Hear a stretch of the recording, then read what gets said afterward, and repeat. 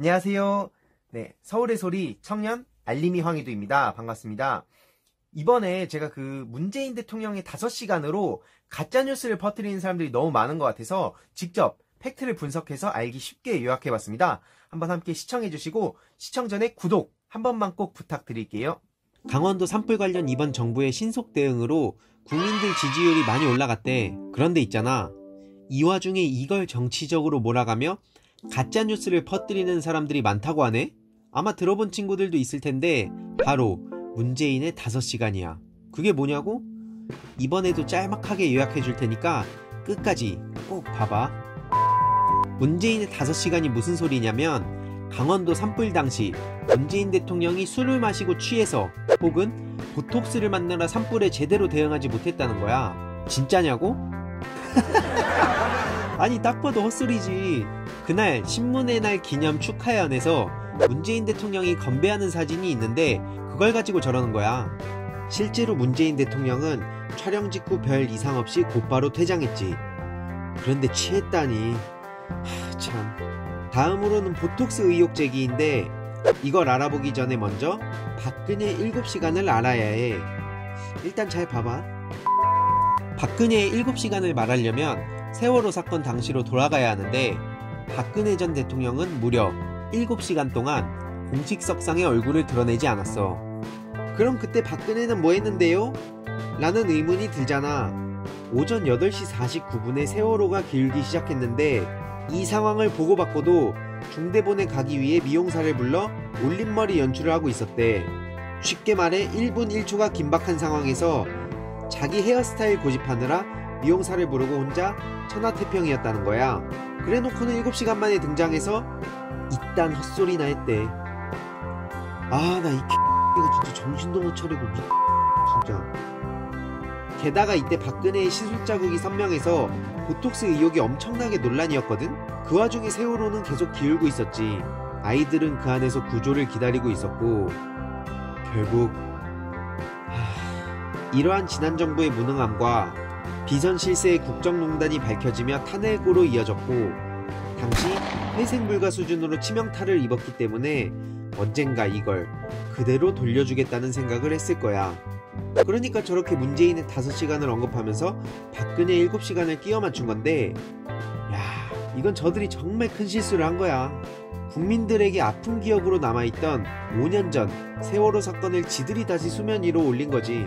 정말 한심하기 짝이 없는 놈들이야. 심지어 이뿐만 아니라 지난 정부와 현 정부의 재난 대응 지휘 체계에도 엄청난 차이가 있었어. 이번에 산불이 난 후 재난 컨트롤 타워라 불리는 청와대 국가안보실 산하 국가위기관리센터는 산불에 대비하기 위해 전 직원이 대기 중이었대.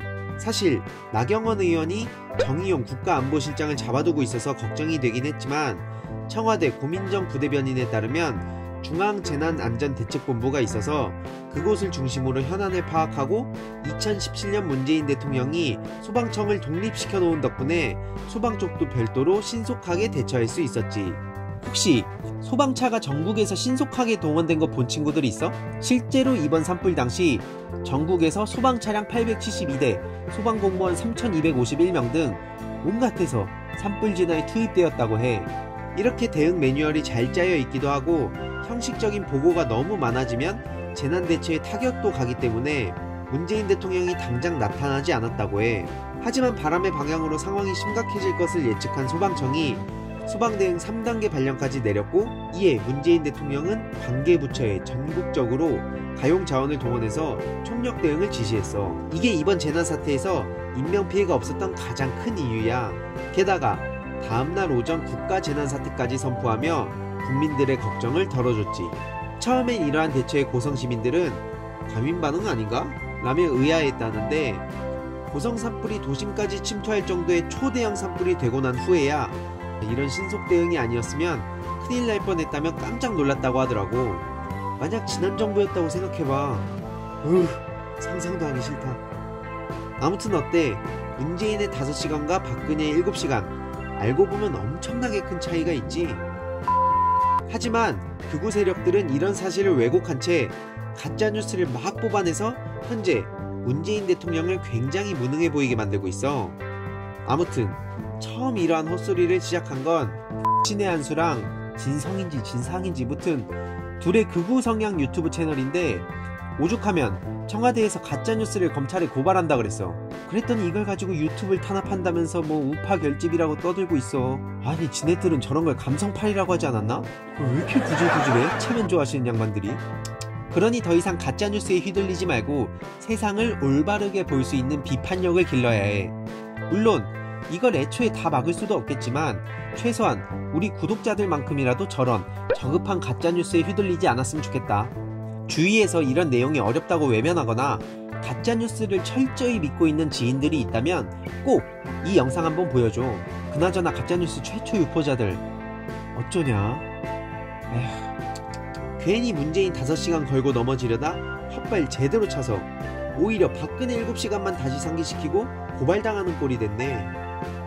니들이 하는 게 다 그렇지 뭐.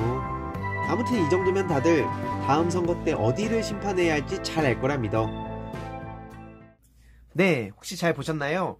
지금 보신 바와 같이 가짜뉴스로 정말 지금 문재인 대통령을 공격하는 사람들이 많은데, 청년들이 아니면 정치에 좀 관심이 없는 분들이 좀 이해하기 쉽게 만들어갈 예정이에요. 그러니까 알림이 황희도 꼭 구독 한 번씩 해주시고 서울의 소리도 구독 한 번씩 부탁드리겠습니다. 네, 이상 황희도였습니다. 다음에 또 뵙겠습니다. 안녕.